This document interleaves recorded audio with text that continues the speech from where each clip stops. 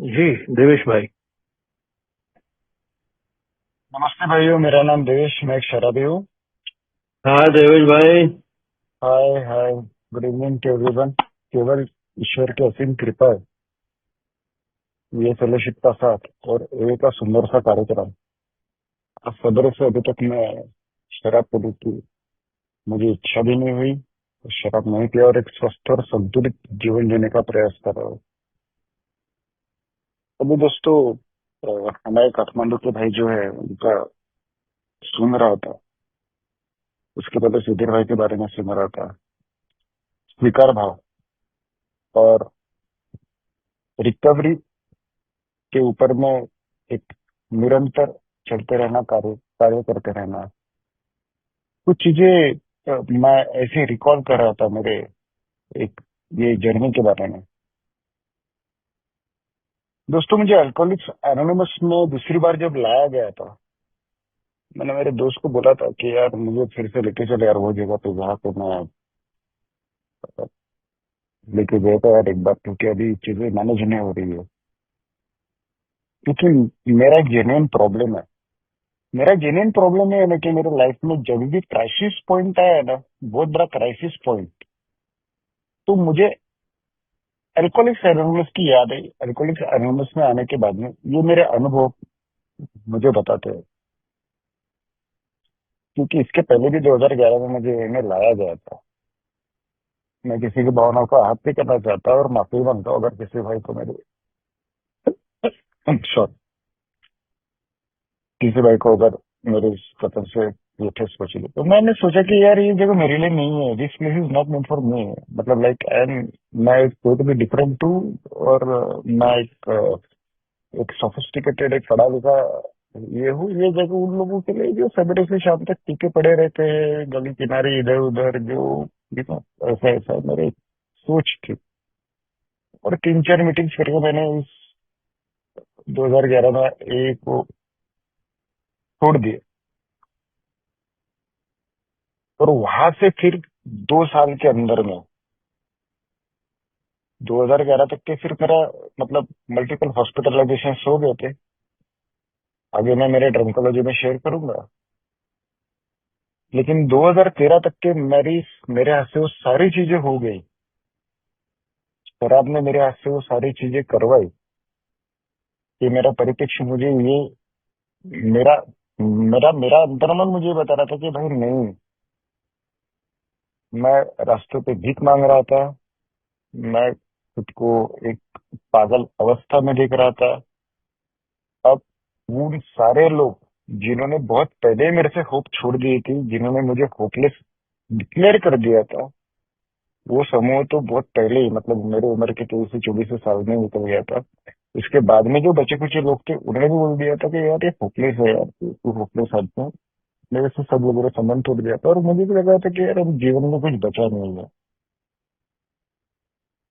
और दोस्तों, बहुत एक भयावह डरी हुई स्थिति में इन्हें मुझे लाया गया।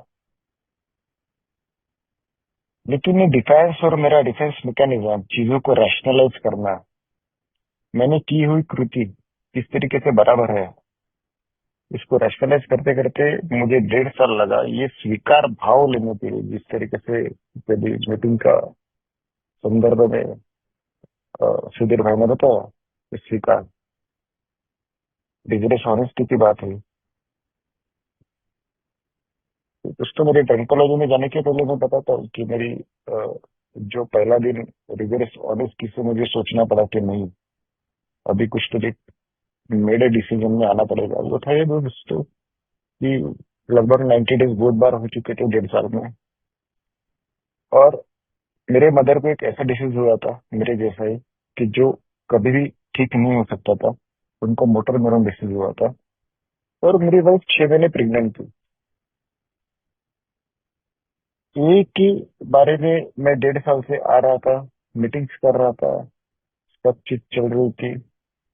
लेकिन उन दोनों को छोड़ के मैं गोवा भाग गया। मेरे फोन बंद। और मैं जब रिटर्न, मेरे बीवी ने मुझे हिम्मत दी कि आप आ जाओ, कुछ नहीं होता, मैं हूँ, कुछ नहीं होगा, मैं हूँ, आ जाओ आप। तब मुझे, मैं रिटर्न नागपुर आया, बहुत डरा सहमा सा, बहुत डरा सहमा सा, क्योंकि मेरे अस्तित्व, जब भी मेरे एक अस्तित्व को एक ये आ जाती है ना, क्राइसिस पॉइंट आ जाता है, तब मुझे, मैं मैं बचपन से बहुत ये हूँ, डरपोक आदमी हूँ। मैं आगे बताऊंगा मेरे कैरेक्टर के बारे में। उसने हिम्मत दी मुझे, और एक मेंबर ने मुझे बोला था कि देश, सही में भी खुद से प्रामाणिक है क्या? पयाने ग्रुप के मेंबर थे, बोले तूने अभी तक के मतलब 1.5 साल हो गया सबने, ओल्ड टाइमर ने भी मुझे एक तरीके से हिम्मत छोड़ दी, क्योंकि यार क्या बताए, मेरे से पहले से आए हुए अनुभवी सभासद भी यही सोच रहे थे कि कितना समझेगी, कितना बोलेगी यार। और मेरे मदर को मैंने देखा कि उसको कॉर्टेक्शियल रिफ्लेक्स होता था, वो हंसना चाहती थी तो रोती थी, और रोना चाहती थी तो हंसती थी। और वो अवस्था दिखने के बाद में मुझे एक सोच आई कि यार मैं किस तरीके से पागलपन के उस हद तक पहुंच चुका हूँ, जिसके बारे में एक ही स्वभाव में वैयक्तिक अनुभव या बाकी बीमारी के अंतर्गत पहले के आए हुए अनुभवी सभासद शेयर करते हैं। और दोस्तों, उस दिन के बाद 16 अगस्त के बाद में वो रिगरस ऑनेस्टी जो बोलते हैं, मैं बैठना शुरू हुआ, मेरी मीटिंग भी शुरू हुई, सुनने की प्रक्रिया शुरू हुई, ईमानदारी से, सही मायने में। दोस्तों, मैं थोड़ा मेरे ड्रंकोलॉजी में जाना चाहूंगा।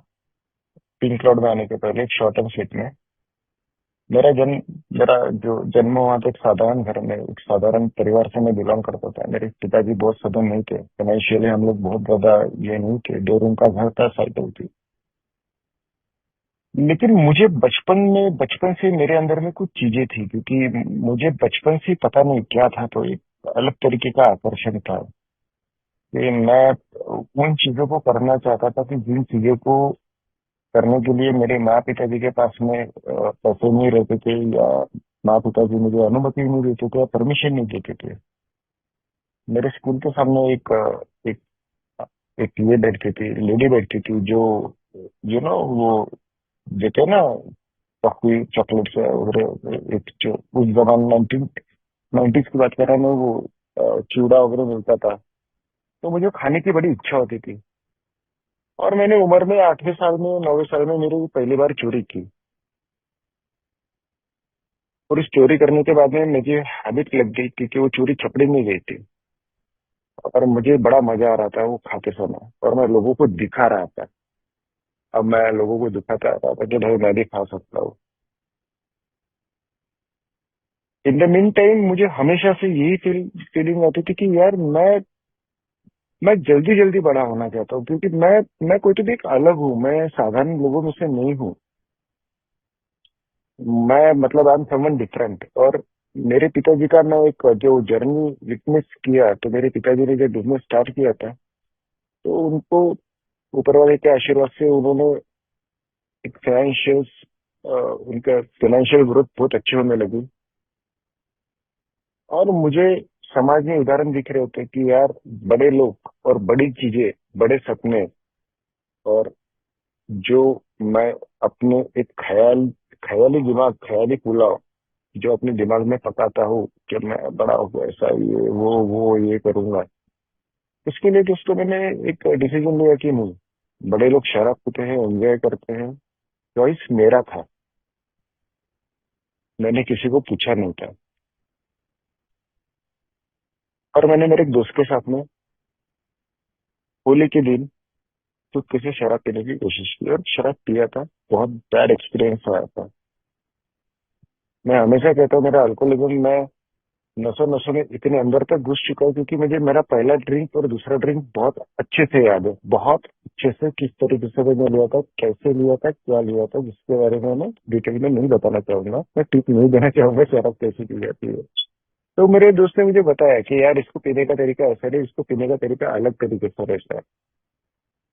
तो मेरे ग्रैंडफादर की डेथ हुई थी, और मेरे घर में मेरे पिताजी ने हमारे यहाँ पे मराठी लोगों में पोड़ा जो रहता है, उसमें एक पड़वा रहता है, उसका त्योहार होता है, तो एक पॉट ला के रखा था। और वो एक जगह छुपा के रखते थे वॉशरूम में।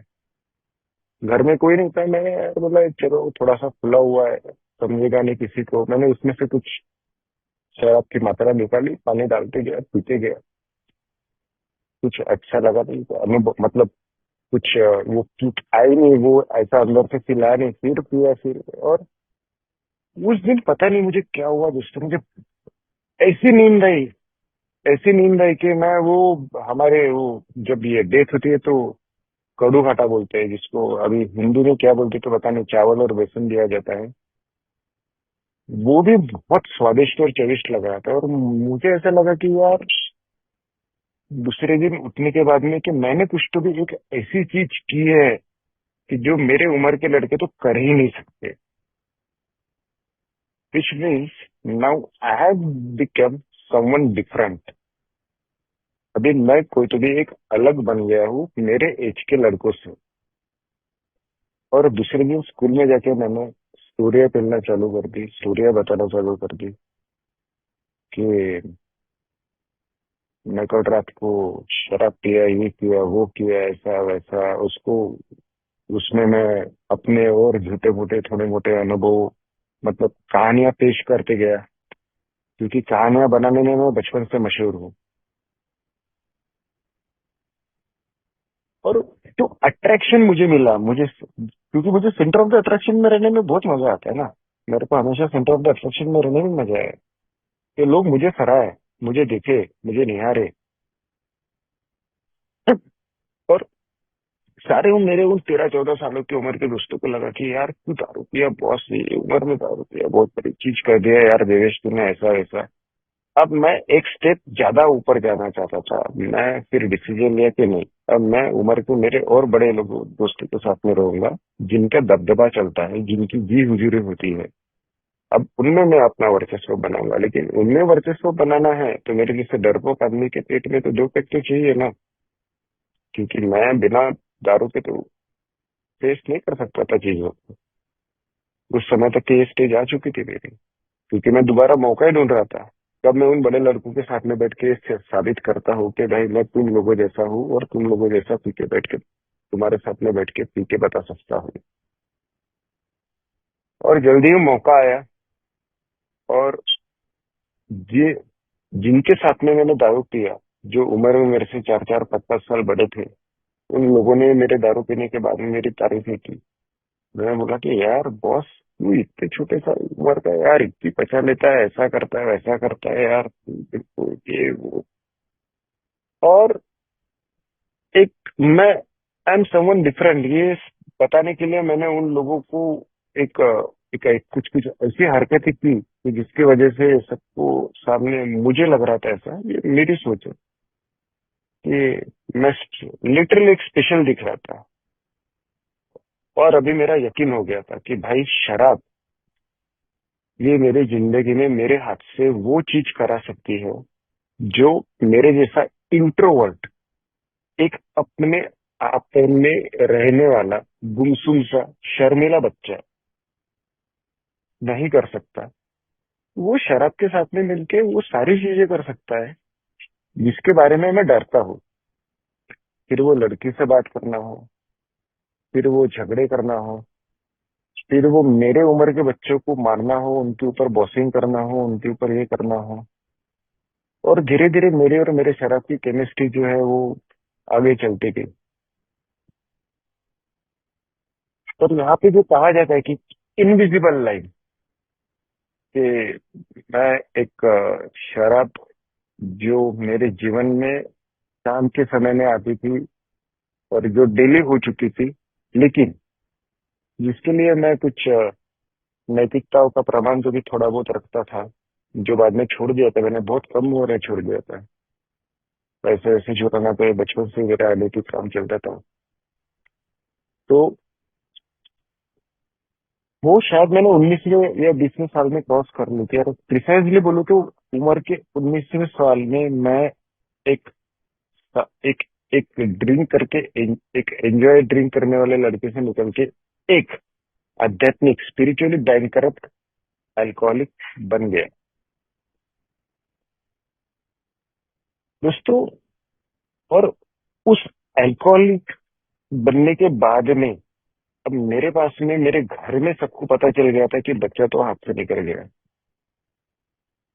और अब मेरे को समझाने की सब जन कोशिश कर रहे थे, लेकिन मैं मानने वाला में से नहीं था। हाँ, मुझे लगता था कि यार ये सब ज्ञान की बातें देते हैं, ऐसा ऐसा कुछ नहीं है। समाज में इतने लोग पी रहे हैं यार, सब जन एंजॉय करने के लिए पीते हैं। मेरे से मैं ऐसा क्या, मेरे में ऐसा क्या, मेरे बड़े भाई को सब सहारते हैं, ये करते हैं यार, मेरे साथ में अत्याचार क्यों करते हैं। मैं कंपेयर भी करता था, मैं मेरी तुलनाएं चलती थी। और बाहर जाके मैं लोगों को स्टोरियां बताता था कि यार कभी कभी ऐसा लगता है ना कि मेरे घर वालों ने मेरे को म्यूनिसिपालिटी से उठा के लाया यार, मेरे साथ में ऐसे बर्ताव करते हैं। और अब मैं बेचारा बन के अ, उन झूठ को लेके शराब पीता था। उनको पता चल गया था कि ये बेवड़ा आदमी है, इसको सिर्फ एक पैक पिलाना पड़ता है, बाद में सिर्फ थोड़ी देर इसकी कहानी सुनो, ये बिल भर देगा, सब कर देगा, ये बार में सो भी जाएगा, अपन निकल लेंगे। और उम्र के 23 से 24 साल में दोस्तों एक वो फेज आई कि जब मेरे घर वालों ने तो मेरे को उम्र की 21 से 22 साल में बोल दिया था कि तू होपलेस है। और 23 से 24 साल में मुझे ये फीलिंग आ गई कि सही में मैं होपलेस हूँ। मैं जीवन में अभी कुछ बचा नहीं हूँ। मेरे साथ में जो पढ़ाई करते थे, जो सीखते थे, जो लोग थे, वो बहुत आगे निकल गए और मैं अपने जीवन में उसी ठहराव पे बैठा हूँ। और मेरे साथ में थी शराब की बोतल, मैं, मेरा अकेलापन। और तभी दोस्तों मुझे पहली बार मेरे घर वालों ने रिहेबिलिटेशन सेंटर में डाला 9 महीनों के लिए, क्योंकि डॉक्टर ने बता दिया था कि मेरे 70% लीवर डैमेज हो चुके थे। एक बूंद भी शराब उसके आगे मेरे पेट में इंटरनल ब्लीडिंग करके मेरी मौत हो सकती है। फिर भी मेरे दिमाग की सोच, मैंने बोला यार ये डॉक्टर को ना मेरे भाई ने सेट करके रखा होगा, मेरे को डराने के लिए बोल रहा है। तो जबरदस्ती मुझे 9 महीने के लिए रिहैब में डाला गया। और निकलने के बाद में जो मैंने बताया कि 2011 में मुझे पहली बार ए का लाया गया था, लेकिन मैंने स्वीकार नहीं किया, मैंने वो उस चीज को समझने की कोशिश नहीं किया, क्योंकि मैं उसकी तीव्रता अल्कोहलिज्म की क्या है ये मुझे नहीं जानना ही नहीं था भाई। मेरे चीजें अलग थी। मैं लोगों के प्रति अपने पूर्व धारणाएं लेके बैठा था, मैं लोगों के प्रति कॉम्प्लेक्सेस लेके बैठा था, मैं लोगों के प्रति बहुत सारी चीजें मुझे प्रूफ करनी थी। और ये चक्कर जो है, एलर्जी और ऑब्सेशन, इसके प्रति मेरा आध्यात्मिक अधपतन के साथ साथ में मैं मेरा एक जर्नी चलते गया, जिसमें मैंने 2 सुसाइड अटेम्प्ट किए, जिसमें और 2 बार रिहेबिलिटेशन हुआ, जिसमें एक बार 3 डॉक्टर ने बोल दिया था कि मेरा पैर काटना पड़ेगा। बाय ग्रेस ऑफ गॉड पैर सलामत है, काटा नहीं, एक्सीडेंट हुआ था तो। और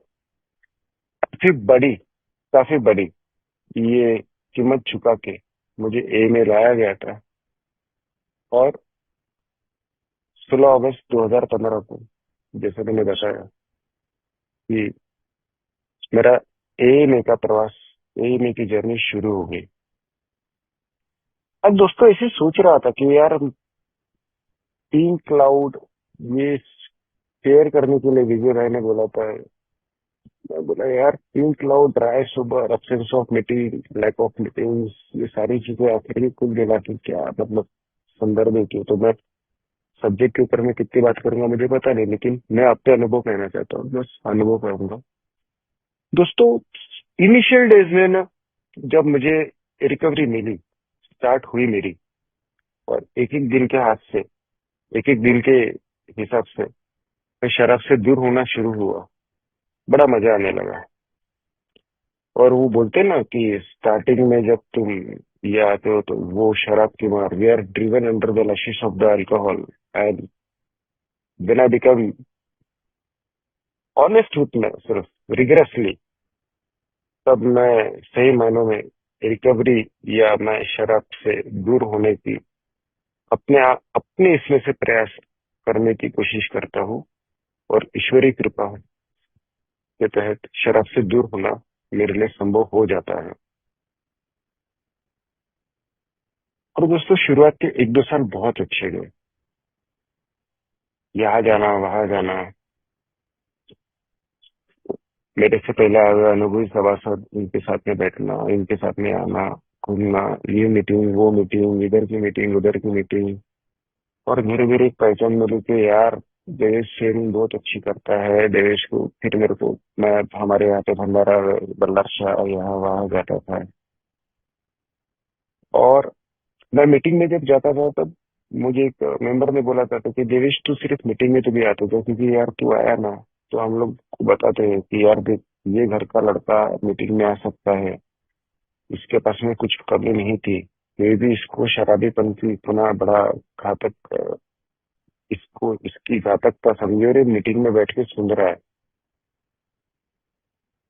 तो पता नहीं, मुझे ऐसा एक फील आता था कि मैं एक स्टार मेंबर हूँ, स्टार शेयरर हूँ, मैं कुछ तो भी फिर से मेरे अंदर में वो चीज आ गई कि मैं एम समवन डिफरेंट। जबकि अनुभवी लोग मुझे कहते थे कि देवेश अभी 2 साल हो गए, अभी 3 साल हो गए, अभी थोड़ा सा हमारे अनुभव हमें कहते हैं कि सुचारू रूप से 2 कदम जो 12 कदम है, जिसमें आधी पायरी और आखिरी की आधी पायरी, उसमें शराब और शराबी, इसके बीच के जो अंतर है उसमें रिकवरी दी गई है। तो इसके ऊपर मैं थोड़ा सोच लूं।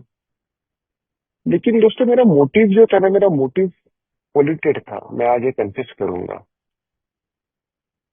मैं मोटिव ये लेके आता, या मैं परहैप्स मोर प्रिसाइजली मैं ये बोलूंगा कि मेरा रॉक बॉटम फर्स्ट स्टेप में जो होपलेसनेस कहा गया है, एक सोबर मीनिंग का वर्ड क्या है, ये ना मैंने कभी जानने की कोशिश की, ना समझने की कोशिश की, ना इसके ऊपर में कार्य करने की कोशिश की। इसका रीजन ये दोस्तों, क्योंकि मुझे अभी मेरे, जैसा सुधीर भाई ने बताया कि शराब मेरा प्रॉब्लम है ना, और लोग भी यही मुझे बोलते थे कि यार देवेश तू शराब नहीं पीता ना तो बहुत अच्छा है। तो मेरे दिमाग में भी ये था कि यार शराब नहीं पीऊँ ना तो मैं बहुत अच्छा हूँ, आई कैन मैनेज शो। तो मैं बोला यार उम्र ही नहीं क्या है यार, 30 31 साल है, इतनी जल्दी कौन साधु संत बनना चाहेगा यार, छोड़ो, करेंगे धीरे धीरे करेंगे यार। अभी तो चल रहा है यार, सब बढ़िया हो रहा है। अभी तो शराब बंद हो गई है, ऊपर वाले के आशीर्वाद से अभी मैं शराब से दूर हूँ। एक दिन के आधार पे, one day at A time पता था, हॉल्ट पता था, हाउ पता था, ये सब चीजें पता थी, लोगों को ज्ञान बांटना पता था, लोगों को बड़ी बड़ी बातें बताना पता ना चालू था, दुहेरी व्यक्तिमत्व में जीना चालू था कि एक डुप्लीकेट असल जिंदगी में कैसे जीना, और बाहर में लोगों को बड़ी बड़ी ज्ञान की बातें देना, ये सब चालू था। और एट द सेम टाइम मेरे दिमाग में एक थॉट आया कि यार अब शराब तो रुक गई है, और one day at A time पता है। अब मैं उन सब लोगों को साबित करके बताऊंगा जिन्होंने शराब पीने के समय मेरी मजाक उड़ाई थी। उन सबको साबित करके बताऊंगा कि ये देवेश क्या है। मेरी सोच देखो, मुझे जब लाया गया था ए में, मैं completely hopeless state of mind body and soul, जिसका एक बोला गया है उसमें लाया गया था। एक कहा गया है कि absolute, absolute surrender, absolute love, absolute tolerance, absolute patience, जो एब्सोल्यूट वर्ड के बारे में जो कहा जाता है, जिसमें कोई रिजर्वेशन, कोई किंतु परंतु नहीं रहता, कोई इफ्स एंड बट्स नहीं रहते, उसको मैंने बगल में रख दिया। तो मैं भी लोगों को साबित करने निकला। क्या साबित करना था मुझे? जो एक मेरे अंदर में मैंने रिजर्व चीजें रखी थी कि नहीं, मेरी शराब बस रुकने दो, फिर मैं तुमको बताऊंगा कि असली देवेश क्या है। मैं कितने अच्छी तरीके से, मैं जिस व्यवसाय में हूँ कितने अच्छी तरीके से उस व्यवसाय में मैं तरक्की कर सकता हूँ। और हुआ भी दोस्तों, बाय ग्रेस ऑफ गॉड मुझे नेम फेम ग्लैमर वो सारी चीजें मिलने लगी। जिस व्यवसाय, जिस कार्य क्षेत्र से मैं जुड़ा हूँ, उस कार्य क्षेत्र में मुझे बहुत अच्छा एक नाम मिला, ओहदा मिला। मैं मेरे होम टाउन नागपुर में उस व्यवसाय से जुड़े हुए लगभग पुराने लोग भी मुझे पहचानने लगे और मेरा नाम लेने लगे, और मेरा ईगो फिर से रिबिल्ट होने लगा, जिसके बारे में एक डॉक्टर विलियम डी सिल्वर्थ ने कहा है कि एक मेरे मुझे पता नहीं चलता कि मेरा ईगो कैसे रिबिल्ट हो जाता है। और जब ये चीजें चल रही थी और मैं भौतिकताओं के पीछे में जब दौड़ना शुरू कर दिया, एक अध्यात्म मुझे नया था, एक स्पिरिचुअल चिंतक आनंद में मुझे बताया भी गया था अनुभवी सभासदों की तरफ से, लेकिन वो सीखने की, वो सुनने की मेरे में इच्छा तो चाहिए ना, वो स्वीकार बहुत चाहिए जो मेरे में नहीं था। मेरा डिफेंस और डिफेंस मैकेनिज्म मैंने बताया ना बहुत स्ट्रॉन्ग है बॉस, मैं रैशनलाइज कर लेता हूँ चीजों को। कल मीटिंग में क्यों नहीं आ रही इसको रैशनलाइज करने के लिए मेरे पास में रीजन है रीजन, मैं रैशनलाइज कर लेता हूँ। मैं एडिक्शन लॉजिक्स में, रैशनल लॉजिक्स में अगर देखा जाए, एक साइकेट्रिस्ट है, तो जिंदगी में मैं वही करते आया हूँ ना। पर धीरे धीरे मैं मीटिंग से दूर होते गया और मैं अपने अभी जुड़ते गया भौतिकताओं के जो मटेरियलिस्टिक पार्ट है उसमें। अब मुझे दुनिया को साबित करना था कि अब मैं शराब से दूर हूँ, और मैं जा जाके लोगों को बता रहा था कि भाई देख अभी मैं शराब से दूर हूँ बरा, अभी मैं शराब नहीं पीता, अभी मैं मतलब मुझे अभी ये करना है, मुझे वो करना है, ये करना है, वो ऐसा ऐसा ये वो। ज्ञान मेरे अंदर में बहुत है, मतलब बड़े बड़े धर्म गुरु को ज्ञान कम पड़ जाएगा भाई, इतना ज्ञान मैं दे दूंगा, क्योंकि ज्ञान देने की आदत मेरे में, आचरण में लाने की मेरे में नहीं है। अगर रहती तो पिंक क्लाउड की स्टेज में मैं शायद कभी नहीं पहुंचा रहता। तो धीरे धीरे दोस्तों मेरी मीटिंगें कम होती गई, और यहाँ पे जो सुचारू रूप से दिए हुए कदम है, जिसको मैंने बहुत ग्रांटेड लिया, जिसको मैंने बहुत एक ये ले लिया कि यार एक ठीक है ना, करेंगे अभी इतने जल्दी क्या है, उसका परिणाम ये हुआ दोस्तों कि मुझे यहाँ पे पहले से ही आए हुए अनुभवी सभासदों के अनुभवों से एक चीज बताई जाए, क्योंकि एक चीज सुनाई आती थी कि उन्होंने एक परस्त्री के साथ में इस कार्यक्रम का आचरण न करते हुए किस तरीके से अपने जीवन में, अपनी जिंदगी में किस तरीके से उन्होंने एक ये ला लिया है, अस्त व्यस्तता ला ली है। कुछ लोग बताते थे कि उन्होंने जुए सट्टे में अपने जीवन में किस तरीके से अस्त व्यस्तता ला ली है। तो वो होपलेसनेस जो फर्स्ट टेक की थी ना, अस्त व्यस्त हो गया है, होपलेसनेस जो थी वो मुझे लगता था कि यार शराब, शराब नहीं मेरे जीवन, शराब और होपलेसनेस, मैं शराब से उसको कोरिलेट किया और कैरेक्टर डिफेक्ट को बाजू में रख दिया। और मुझे पता, मतलब मुझे पता था कि यार मैं मीटिंग से दूर हो रहा हूँ, क्योंकि मेरा इनर कॉन्शियस मुझे हमेशा सही जवाब देता है। अगर मैं बैठूं ना ईमानदारी से बॉस, मेरा अनुभव मुझे बताता है, मेरा अनुभव आज भी मुझे बताता है कि इसके मैं इनर कॉन्शियस, मैं अपने आप से अगर बात करता हूँ सही मायने में ईमानदारी से, अगर वो उस पर में उस उच्च शक्ति जिसको आज मैं परमेश्वर कहता हूँ उसके प्रति अगर मैं उसको पूछता हूँ ना, तो मुझे अंदर से एक आवाज आती है कि नहीं देवेश, तू उस चीज में मत जा, इस चीज में मत जा।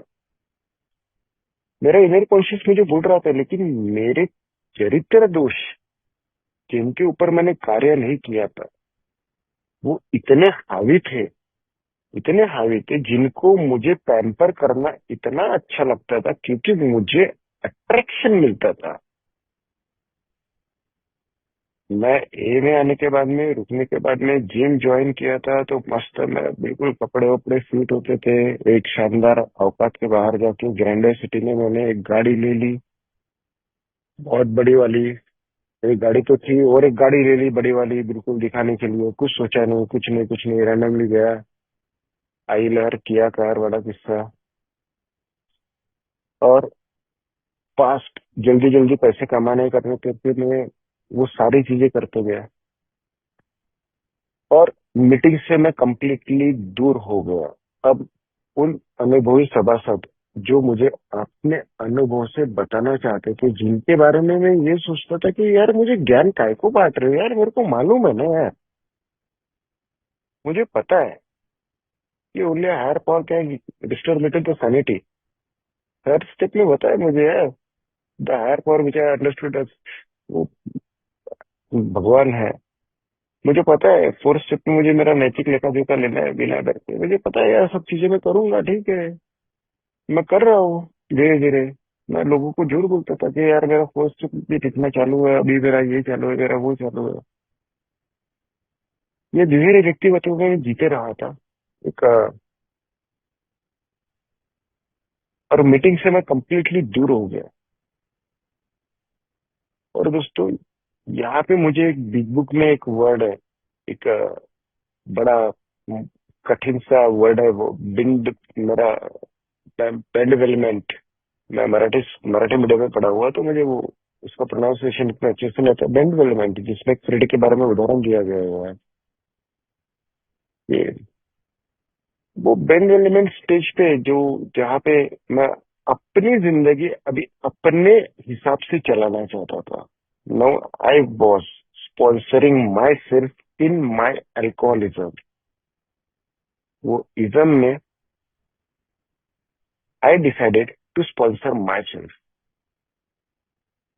और चीजें वहां से बदलनी शुरू हुई। मुझे थर्ड ट्रेडिशन ने कहा था कि ये कोई भी बाहरी बात, कोई भी बाहरी विवादों में अपनी राय नहीं रखती है। वो ट्रेडिशन सिर्फ एक के लिए नहीं है, पहले तो मेरे लिए है ना भाई। पहले तो मेरे लिए है कि मैं कोई बाहरी वाद विवादों में अपने नहीं रखना चाहिए रहा।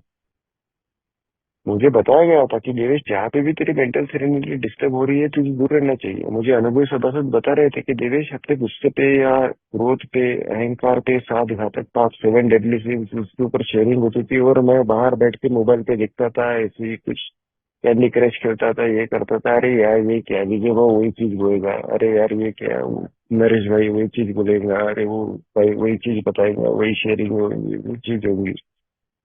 लेकिन वो विनम्रता मेरे में नहीं थी कि मैं मीटिंग के 5 मिनट पहले मीटिंग में पहुंच के प्रार्थना करूं, पहले 3 टेबल पे बैठूं, और मीटिंग खत्म होने के बाद 5 मिनट उन अनुभवी सभासदों से अपने उस दिन भर की परेशानियों में या कोई भी चीज मुझे सता रही है उसके बारे में डिस्कस करूं। क्योंकि मेरे में एक अहम आ चुका था कि अभी मैं सब जान गया हूँ, और भौतिकता मेरे लिए अभी प्राथमिकता बन गई थी। क्योंकि भाई अभी शराब से दूर हो गया हूँ, तो समाज में, जिस समाज में मैं रहता हूँ, तो उसे मुझे साबित तो करना पड़ेगा ना, है ना, कि ये बेवड़ा देवेश क्या बन सकता है और क्या क्या कर सकता है। मुझे साबित तो करना पड़ेगा ना अभी। तभी तो समाज मुझे मान्यता देगा, सब लोग बोलेंगे कि यार नहीं यार, मतलब ये देखो यार, ये देवेश ऐसा, देवेश ऐसा, ये वो। लेकिन मुझे यहाँ पे आए हुए मेरे से पहले आए हुए अनुभवी सभासद या और बाद में आए हुए अनुभवी सभासद, लिटरेचर, ये सारी चीज मैंने बता दिया था कि जब तक कि मेरा आध्यात्मिक पुनर्स्थापन या आध्यात्मिकता से मैं अच्छी तरीके से परिपक्वता नहीं हो जाता, तब तक कि मैं भौतिक पैमाने के ऊपर मैं नहीं सोचना चाहिए। लेकिन मैं उसको नजरअंदाज करते रहा। और दोस्तों, एक चीज है कि मेरे लाइफ में मैं मीटिंग लेना जाते हुए लोगों को मीटिंग में कैसे बिहेव करना, care with care, disease recovery, मैं खुद नहीं हुआ, मैं खुद रिकवरी में नहीं था, लेकिन मैं रिकवरी का ज्ञान दे रहा, ठीक है।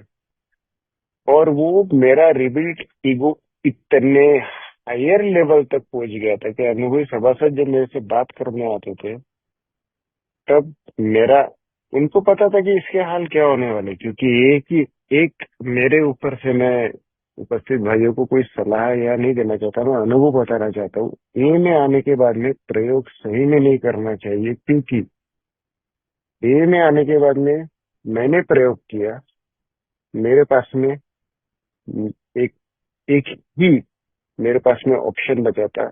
एक तो मुझे सुसाइड करने निकलना पड़ता था, या मेरे परिवार को मुझे मार डालना पड़ता था। ये सोब्राइटी में 3 क्लाउड में मेरे साथ में हुआ।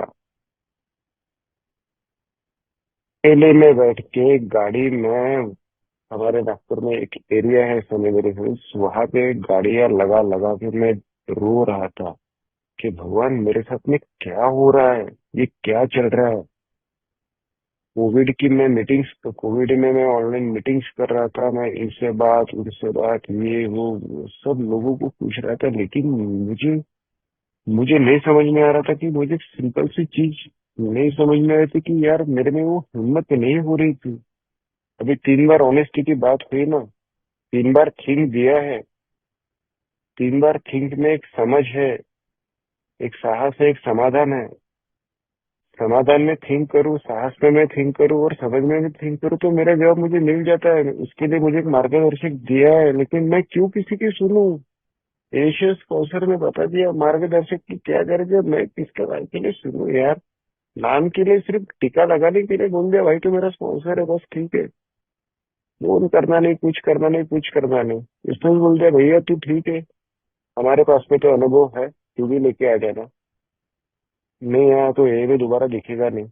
और ये सही में दोस्तों, सही में ये उस परम पिता, उस परमेश्वर की कृपा है कि मैं जो अभी आगे बताऊंगा मेरे अनुभव, इसके बाद में भी इस समूह ने, इस फेलोशिप ने, इस सुंदर कार्यक्रम के एक सुचारू कदमों ने मुझे किस तरीके से फिर से संयमित रहने में मदद की, मेरे हाथ में शराब नहीं आने दी। और वो एक रेस्टलेस, इरिटेटेड, डिसकंटेंटेड, वो जो एक रीड कंडीशन जहाँ पे मैं पहुंच गया था, जहाँ पे मोबाइल फेंकना, टीवी फेंकना, टीवी के ऊपर फोड़ना, मैंने तो कई मोबाइल फोड़े, गाड़ियों के एक्सीडेंट किए, गाड़ियां रात को लेके निकल जाता था पागलों जैसे, वो सारी हरकतें कर लिया था। और दोस्तों मुझे नहीं समझ में आ रहा था कि मैं क्या करूं। I was helpless. जबकि ए में सदैव मदद, सदैव हमेशा कहा जाता है हमारे रिस्पॉन्सिबिलिटी प्रेयर में, पर ए का कोई भी सभासद हमेशा हमेशा यार हेल्प करने के लिए रेडी रहता है। सिर्फ विलिंगनेस मुझे चाहिए, वो मेरे में विलिंगनेस नहीं था। मैं मैं अपने रहस्य लोगों को बता के फिर से मेरा ईगो वहां पे काम कर रहा था कि यार मैं मेरा रहस्य, मैं ये मेरी सीक्रेट लाइफ लोगों को बताऊंगा कि यार मैं जुए सट्टे में, मैं यहाँ भौतिकता का ये नहीं देना चाहता हूँ कुछ उदाहरण, लेकिन मैं जुए सट्टे में यार 40-50 लाख रुपए हार गया, जिसके लिए मुझे कई सारी चीजें, मेरे वाइफ से भी झूठ बोलनी पड़ी, मुझे पैसे जुटाने पड़े, मुझे इसको भीख मांगना पड़ा, उसको भीख मांगना पड़ा, मुझे ये करना पड़ा, वो करना पड़ा, प्रॉपर्टी मॉर्गेज करनी पड़ी, और उस मैच वाले को पैसे जाके देना पड़ा। और मैंने कसमें वादे खाए कि मैं दोबारा मैच नहीं करूंगा, और फिर से 1.5 साल बाद, 1-2 साल बाद फिर वही चीज, फिर से मैच, जुआ सकता। मुझे बताया था परस्त्री के पास में मत जा, वो चीजें तेरे लिए घातक है, ये कभी भी तेरे मानसिक संतुलन को बिगाड़ सकती है।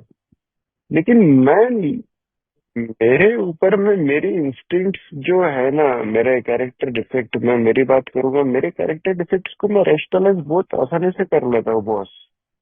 मैंने बता ना कि यार इतनी जल्दी साधु संत बनने की क्या यार टाइम लगे, अच्छा करेंगे आराम से। दोस्तों वो एक ट्रैप मेरे लाइफ में आया था, जो एक मैंने अनुभवी सभासद से जब शेयर किया था तब उन्होंने मार्गदर्शन दिया, और तब से उस चीज के ऊपर मैं सोबर हूँ। और ये चीजें मैं बता नहीं पा रहा था, मुझे डर लगता था।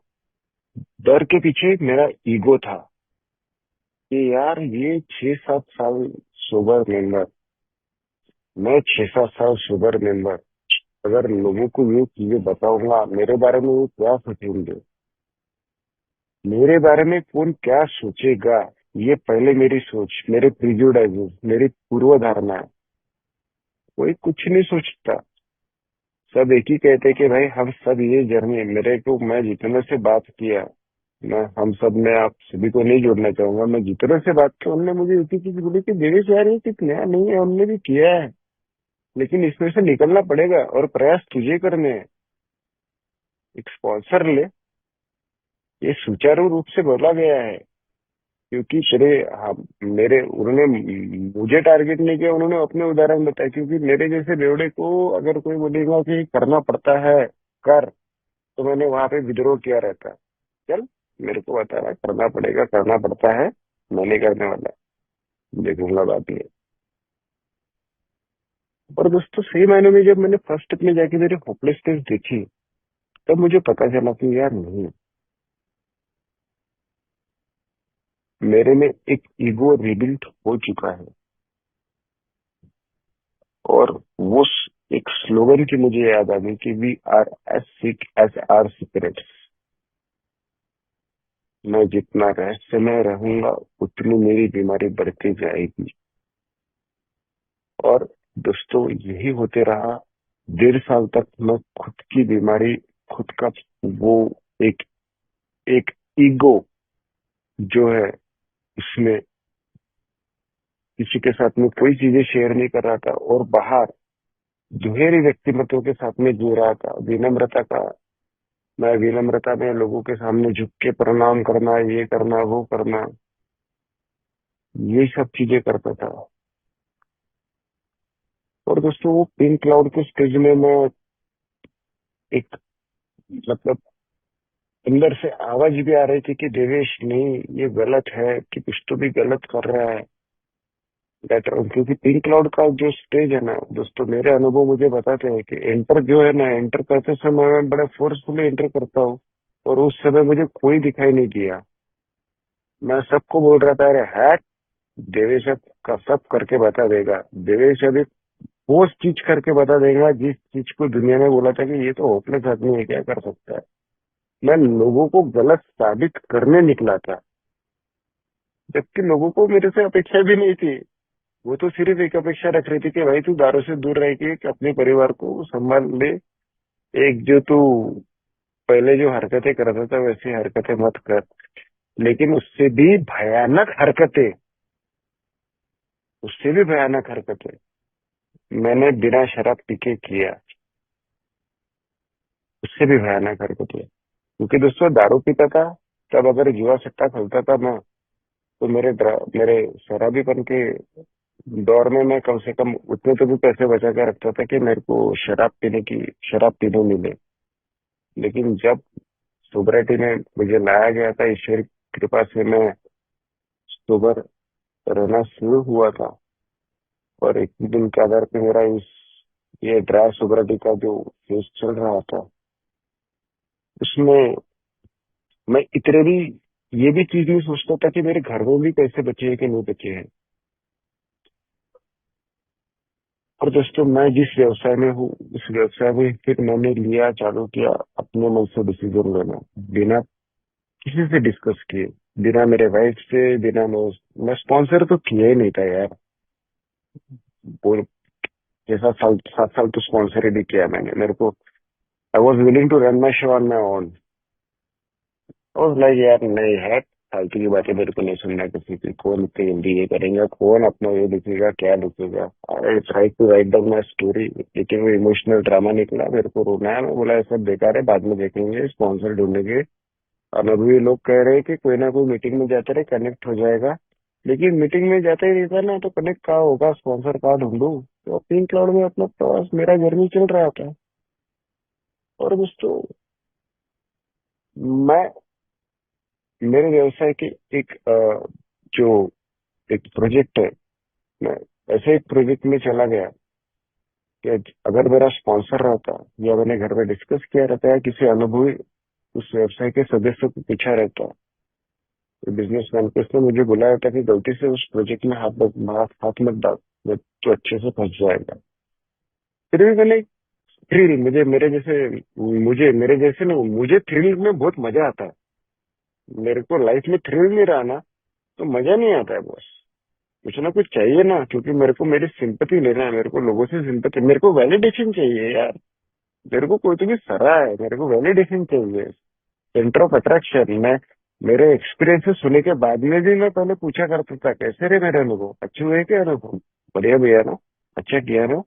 मैं नॉनवेज बनाता था, तब जा जा के लोगों को पूछता था, नमक बराबर है ना, कम ज्यादा तो नहीं हुआ ना। मैं वैलिडेशन चाहता था हमेशा मेरे बारे में। जबकि यहाँ पे बोला गया है कि देवी से अपने 1.5 रहता हूँ, शहर मन की सब कुछ जो है वो भूल गया। और सही में मेरे अनुभव मुझे बताते हैं कि जब मैं ए में लाया गया था, मैंने स्वस्थ और संतुलित क्यों कहा, क्योंकि मैं वैचारिक, मैं मानसिक, मैं आर्थिक, मैं पारिवारिक, मैं भौतिक, मैं एक एक अपनी शारीरिक, इन सब चीजों पे अस्त व्यस्त था, स्वस्थ नहीं था। स्वस्थता जो कहते हैं, वो स्वस्थता जो मतलब एक स्वस्थ को इंग्लिश में मैं क्या बोले, I am not getting the word for the स्वस्थता, मैं वो नहीं था। मैं संतुलित नहीं था, मेरे जीवन में संतुलन ही नहीं था। मुझे पता ही नहीं था कि यार शराब की मात्रा कितनी पीनी पड़ती, कितनी नहीं पीनी पड़ती। इसलिए तो मैं शराबी बना, जो मरते दम तक रहूंगा। मैं शराबी हूँ ये मैं बोलता हूँ, लेकिन मैं अल्कोहलिज्म बीमारी के अंदर का अल्कोहलिक हूँ, ये बोलना मुझे बहुत डिफिकल्ट है। मैं अल्कोहलिक हूँ, मैं शराबी हूँ, मैं बोल देता हूँ। लेकिन मैं अल्कोहलिज्म बीमारी के अंदर में एक अल्कोहलिज्म बीमारी का शिकार अल्कोहलिक देवेश, अगर ये मैं जिंदगी भर याद रखूं तो शायद वो इज्म, और वो इज्म में I want to sponsor myself, I sponsor myself, इसको छोड़ के नहीं। मुझे किसी की मदद लेना है, मैं किसी की मदद लूं। जो मैं लेना चालू किया 2-2.5 साल पहले, तब मुझे पता चला कि यार ये मेरे लाइफ में जो सारी चीजें हुई थी। दोस्तों, मेरे गुलाबी बादल का मैं एक बहुत अच्छा उदाहरण देना चाहता हूँ कि एक जो मैंने बताया जिस व्यवसाय में मैं काम करता था, वो मैं उस प्रोजेक्ट को तो ले लिया जैसे तैसे, ऊपर वाले का किसी के, मेरे माँ पिताजी के पुण्य हो गए, ईश्वर की कृपा, उस प्रोजेक्ट में निकल गया। लेकिन वो प्रोजेक्ट में से निकलने के बाद में मेरे में फिर से एक ईगो आ गया। तो देखो, पूरे नागपुर में ये प्रोजेक्ट कोई नहीं कर सकता था, महाराष्ट्र में मैं अकेला आदमी हूँ जिसने ये इस तरीके का प्रोजेक्ट किया है। हर जगह मेरे नाम की चर्चा चल रहा है। और फिर मैंने और एक ऐसी विवादास्पद जमीन में हाथ डाला कि जहाँ पे मैं, जबकि ये ने मुझे सतर्क करके रखा था कि भैया, जहाँ पे भी विवाद हो रहा हो, जहाँ पे भी तेरा दिमाग, अगर मुझे गुस्सा आ रहा हो, जहाँ पे भी तेरा क्रोध तेरे आपे के बाहर जाए, क्योंकि मैं संतुलित नहीं रह सकता। मेरा एक तो मैं एक्सट्रीमिस्ट हूँ, तो वहां से दूर हो जाए। लेकिन मेरे चॉइसेस और मेरे डिसीजंस उम्र के 8वें साल से सोबराइटी के ये पड़ाव तक, जहाँ तक की मैं बात कर रहा हूँ, वो मैं लेते रहा था खुद के स्वेच्छा से। और उस एक प्रोजेक्ट की डील करने के बाद में मेरे जीवन में शुरू हुई असली कहानी, गुलाबी बादलों की। अब जो मैं मेरे जीवन में मेरे खुद को मेरा बादशाह समझ रहा था, लोगों को मैं सिर्फ एक का तो छोड़ो, धंधे का ज्ञान दे रहा था, जो मेरे से बहुत बड़े बड़े सीनियर लोग थे जिनके पास में अच्छे अच्छे पैसे थे, जो समझदार बुद्धि के थे, वो शांति से सुन लेते थे। ये मैच्योर है यार, बात करने दे, करते रहने दे, छोड़ इसको। सब लोगों को पता था, तुमको मालूम है ऐसा नहीं करते, ऐसा ऐसा का ऐसे ऐसे स्टाइल से करना, पैसा तुम्हारा एडिशन नहीं करना, मल्टीप्लीकेशन में चलना है, मल्टीप्लीकेशन में ऐसा होता है वैसा होता है। और मैं कैलकुलेशन लगाने के लिए तो मैं अंबानी के भी कैलकुलेशन लगा सकता हूँ, मैं अदानी के भी कैलकुलेशन लगा सकता हूँ। यहाँ पे नाम लेना गलत है, लेकिन मैं बता रहा हूँ सिर्फ उदाहरण के तौर पे। तो मेरा ऐसा स्वभाव है। अब दोस्तों, वहां पे एक विवादास्पद परिस्थिति तैयार हो गई। अब वो विवादास्पद परिस्थिति में एक मेरा कर्तव्य ये बनता था कि मैं जो विवाद उत्पन्न हो रहा है उस विवाद में आगे ना बढ़ते हुए, क्योंकि ये ने मुझे शराब ने बता दिया था, शराब ने मुझे अल्कोहलिक्स अनोनिमस में लाने के बाद में जिस दिन मेरे को रिग्रेस ऑनेस्टी के साथ में मुझे बताया गया कि देवेश, 0 या 100 है या नहीं है, इस बीमारी के पैमाने माने नहीं जा सकते, नापे नहीं जा सकते, है तो है, नहीं तो नहीं। अगर नहीं होगा तो मत आ, हमको चूता मत बना, भगवान से मत खेल, मीटिंग से मत खेल, बाहर जा। और है तो ईमानदारी से बैठ। इतनी कठोरता से मुझे बता दिया। तो इतनी कठोरता से मुझे दोस्तों ये चीज पता थी, बताया गया था कि जहाँ पे विवाद है वहां पे विवादों में अपनी राय मत रख, और तू तो स्पेशली विवादों में जा ही मत। क्योंकि मेरा प्राइमरी मोटिव शराब से दूर रहना, और उन लोगों को मदद करना जो अभी शराब से पीड़ित है। ये मेरा मुझे प्राइमरी मोटिव दिया गया था। बाकी भौतिकता की जो जरूरतें है वो ऊपर वाला पूरी करवा देगा, और मेरे इंटेलेक्चुअलिटी, मेरा इंटेलिजेंस, मेरे में कार्य क्षमता कितनी है, मैं कितना काम कर सकता हूँ, क्या कर सकता हूँ, उसके ऊपर जो मिलने वाला है वो मिलने वाला है। लेकिन मेरे अचीवमेंट्स जो है, मुझे जो मिल रहा था वो, उसके लिए मैं डिजर्व करता हूँ। ये जो मेरा एक मिसकंसेप्शन था, ये मिसअंडरस्टैंडिंग थी कि नहीं, ये मैंने किया, ये बॉस, ये मैंने किया, ये मैं टूर्स पे जाता था तो बड़े बड़े पैकेजेस बुक करता था, बड़े बड़े चीजें बुक करता था, अनाप शराब पैसे खर्च करता था। मुझे नहीं सब फैमिली के साथ में रहने के बाद मुझे फैमिली को लेके, क्योंकि मैं कार्यक्रम कहना क्या चाहता है, मेरे से आए हुए पहले अनुभवी सभासद कहना क्या चाहते हैं, वो क्यों कहना चाहते हैं, उनके अंदर के निस्वार्थ भाव क्या है, ये समझने की मैं कोशिश ही नहीं करना चाहता था। मैं कोशिश ही नहीं किया। शायद यही मेरे लिए गुलाबी बादल है।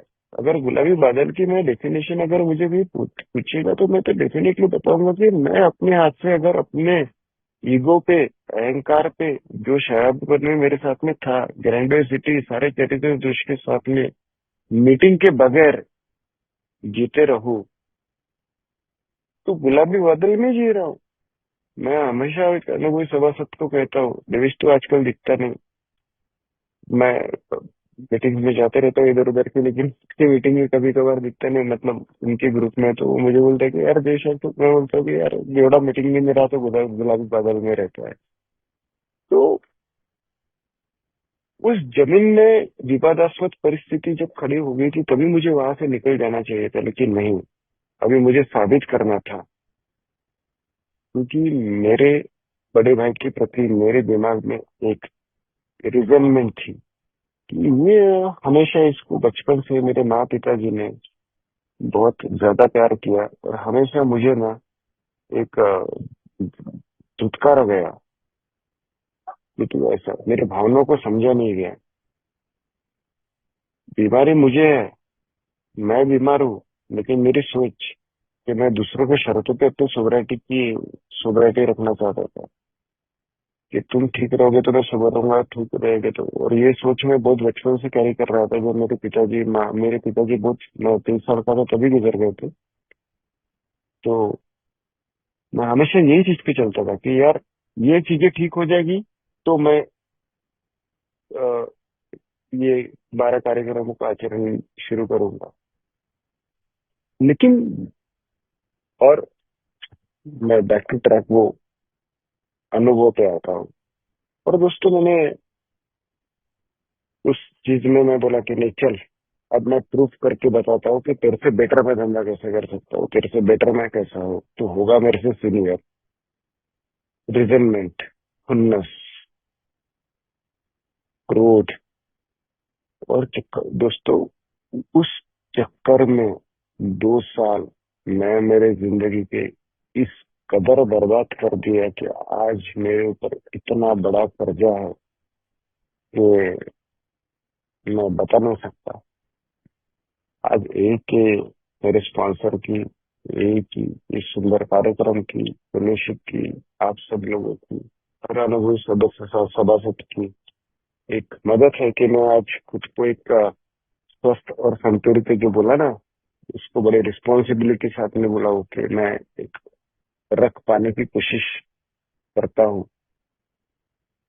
और दोस्तों, वो विवाद इतने इतने इतने आगे तक चले गया था कि मेरे स्पॉन्सर ने बोला था कि भाई बाद में कि एब्सोल्यूट सरेंडर, उस परिस्थिति को तू एब्सोल्युटली सरेंडर कर ले अगर तेरे जीवन में तू शांति चाहता है तो। अभी ये गुलाबी बादल के फेज का निकलने का समय, मतलब मैं आ चुका था, क्योंकि अब मैं फिर से अकेला हो गया था। अब मैं फिर से उस मैं बेचारा अवस्था में आ गया था। अब मुझे भगवान के ऊपर संदेह निर्माण हो गया था। Now I started doubting on the god that if the god is there, क्योंकि मुझे ऐसा, मैं मॉरली, मुझे ऐसा लगता था कि, और आज भी लगता है, आज भी दिमाग में है कि यार मैं मॉरली करेक्ट हूँ यार, मेरा मतलब मैं अपनी जगह पे सही हूँ यार, ये क्यों जबरदस्ती यार मेरे पीछे। भाई जब ये ने बताया कि यार तू दूसरे के बारे में सोच मत, ये तेरे रिकवरी का कार्यक्रम है, तुझे सोबर रहना है यार, तू उसके बारे में क्यों सोच रहा है, विवाद हो रहा है वहां पे, निकल जाए विवाद से, दूसरी जगह कर, कई जगह है। लेकिन मेरा ईगो मुझे उस चीज को सेक्रीफाइस और मानने के लिए परमिशन नहीं देता ना। और दोस्तों, बहुत मुश्किल लगी, बहुत दिक्कत लगी, आज भी उस विवाद से नहीं निकल पाया हूँ। प्रेयर करता हूँ, हर तरीके की कोशिश की, जिन जिन के साथ में विवाद है उन सब लोगों को बुला के, भाई मुझे माफ कर दो, मेरे हाथ से गलतियां हुई, मैं जो जो उसमें आके जो भी चीजें किया उसके लिए मुझे प्लीज माफ करो, प्लीज माफ करो। और मेरे स्पॉन्सर ने भी यही कहा कि अमेंड्स तो करने पड़ेंगे, वो चीजें छोड़नी पड़ेगी, तेरे को ग्रेटिट्यूड लिस्ट बनानी पड़ेगी देवेश, अभी अभी तुझे जो बताया गया था कि we are in spiritual kindergarten, अभी उस 5 साल की तेरी मेरी बड़ी लड़की 9 साल की, छोटी 5 साल की है, कुछ 5 साल की छोटे बच्चे की तरह बन जा, जो चीज सीखने के लिए इच्छुक है, जो कार्यक्रम में सिर्फ 4 स्टेप ले ली, हाँ हो गया भाई, नहीं, 10 स्टेप में जो डेली इन्वेंटरी लेके ग्रेटिट्यूड एक्सप्रेस करना, माफी मांगना, एक सिटीजन अगेन बनना, ये सारी चीजों में आ सकता है क्या, इसका निरंतर प्रयास करते रहना, क्योंकि ये प्रयास करने वाली चीज है। उसने मुझे बहुत अच्छे से, बहुत बिठा के समझा के बताया। क्योंकि दोस्तों, मैं इस कदर पगला गया था कि मेरे को नींद की गोलियों का प्रॉब्लम शुरू हुआ, और नींद की गोलियां मैं इस कदर खाने लगा था कि मेरे को एक डर आ गया था कि भाई अब मैं, ये नींद की गोलियों से मैं यार, मैं कहीं गलती नहीं हो जाऊंगा यार, लिटरली मैं बहुत डर गया था, मैं बहुत डरपोक आदमी हूँ, सही में बहुत डरपोक आदमी हूँ मैं। मेरे को बचपन से वास्तविकता को फेस करना आया ही नहीं। मेरी असली वास्तविकता ये है कि भाई मैं एक शराबी हूँ, मेरी लाइफ मैं अपने हाथ से मैनेज नहीं कर सकता, ईश्वर ने मुझे इस प्रोग्राम में, इस फेलोशिप में लाया है, आई एम चोजन वन। अब मुझे एक एक शिशु वर्ग, एक एक एक बच्चा बन के बैठ के सुनने की प्रक्रिया में मैं आज बिलीव करता हूँ। आज कोई मुझे आके पूछता है तो मैं उसको सबसे पहले एक चीज पूछता हूँ कि भाई तुमने स्पॉन्सर किया है क्या। तो आप आपके स्पॉन्सर से पूछिए, मेरे पास में इसका जवाब मैं दे दूं और आपका स्पॉन्सर अलग देगा, तो शायद आप गलत रास्ते पे जा सकते हो या आप कंफ्यूज हो सकते हो। आज मैं उसको ज्ञान की बातें नहीं देना चाहता हूँ, क्योंकि ये ज्ञान बांटना, ये लोगों को बताना, ये ईगो रिबिल्ट जो होते रहता है। आज मैं मेरा ईगो आज फिर से बड़ा है, बढ़ गया है क्या, इसके बारे में हमेशा सोचते रहता हूँ। आज मैं किस तरीके से मेरे ईगो और मेरे चरित्र दोष को, मुझे नम्रता मेरे चरित्र दोषों के सामने एक उनको पैम्पर ना करते हुए उनके ऊपर कार्य करने की जो है, उसमें जीने की कोशिश करता हूँ। आज बहुत बहुत दोस्तों, एक साहस जो कहा गया है अपने करियर में,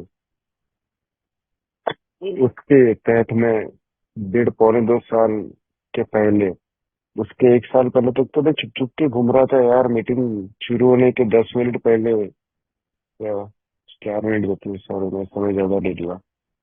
एक मैं मैं अपनी गाड़ी में बैठा रहता था, मीटिंग शुरू होने के बाद में चुपचाप से जाके पीछे बैठ जाता था, इतना ना डरता था मैं।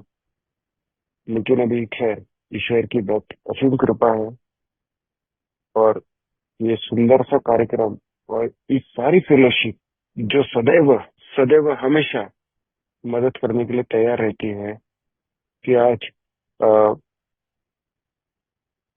उस गुलाबी बादल से मैं उसका प्रमाणिकता या पैमानता नहीं सोचना समझना चाहता हूँ। बस मुझे एक चीज, मैं आज सोचता हूँ कि आज का भी आज का दिन मुझे ये नहीं जो एक जो अभिप्रेत जीवन है और मेरा स्पॉन्सर जिसके लिए मुझे मार्गदर्शित करता है उसके तहत मैं जी के देखूं। मीटिंग एक तो भी करूं, मीटिंग में 5 मिनट पहले जाके मीटिंग खत्म होने के 5 मिनट बाद निकलूं और पहले 3 डेस्क पे बैठूं। और दोस्तों सही में उस दिन के बाद से मेरी लाइफ में एक अलग मेरेकल हुआ है। एक अलग तरीके से जिंदगी जीने को मिल रही है। एक शेयर विथ केयर की वजह से मैंने गुलाबी बादल में क्या क्या हरकतें की है ये सब डिटेल में नहीं बता पा रहा हूँ और नहीं बताया मैंने। नहीं तो दोस्तों ड्राई सोब्राइटी सही में बहुत घातक है। मैं ईश्वर से प्रार्थना करता हूँ और मेरे आए हुए अनुभवी सभासदों से विनती करता हूँ कि मेरे अनुभव मुझे ये बताते हैं दोस्तों कि इस कार्यक्रम का आचरण बाय डिफॉल्ट करना ही पड़ता है। ये सुचारू रूप से होगी, लेकिन अगर संयमित और स्वस्थ और सुखी जीवन जीना है तो इन 12 पायरियों का आचरण करना पड़ेगा। और करते करते इसको निरंतर इसमें जीते रहना पड़ेगा। और कृतज्ञता के भाव में मुझे जो मिला है, मैं आज भी मैं आज ये कोशिश करता हूँ कि मैं मैसेज पास इट ऑन नहीं करता, कैरी कर लेता हूँ। पास इट ऑन करने की अभी तक की मेरी क्षमता होने की है। यही अनुभव थे दोस्तों मेरे गुलाबी बादल पे। और मैं स्पेशली पायनियर समूह का बहुत बहुत आभारी हूँ कि जिन्होंने आज मुझे यह प्लेटफॉर्म मुहैया कराया जहाँ पे मैं अपने अनुभव साझा कर सकूं, साझा किया। स्पेशली विजय भाई को मैं माफी मांगता हूँ कि उन्होंने पिछले बार मुझे फोन किया था, तब मैंने उनको नहीं बोला था शेयरिंग की नहीं, लेकिन इस बार जब उन्होंने मुझे बोला, मैं बोला कि हाँ भाई ठीक है, मैं ग्रेटिट्यूड एक्सप्रेस करने के लिए अपना अनुभव खत्म करूंगा। आप सभी लोगों ने इतने शांति से मुझे सुना, इसके लिए आप सभी लोगों का बहुत बहुत शुक्रिया। किसी की भी भावनाओं को कोई भी हाथ पहुंची होगी तो भाई शराबी आदमी हो, बीमार आदमी हो, माफ कर देना है यार। रूल नंबर 62 कहता है बहुत सीरियस मत हो जाओ, take it easy, keep it simple, easy doesn't but do it. मैं आज करने की कोशिश कर रहा हूँ और बहुत स्वस्थ और संतुलित जीवन जी रहा हूँ। Thank you friend.